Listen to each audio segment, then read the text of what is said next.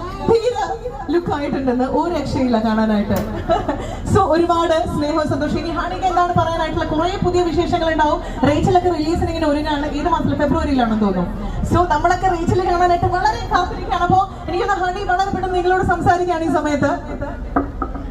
Hi Vadakkanchery, സുഖാണോ? ഒത്തിരി സന്തോഷം ഇന്നിവിടെ എത്തിച്ചേരാൻ കഴിഞ്ഞതിൽ.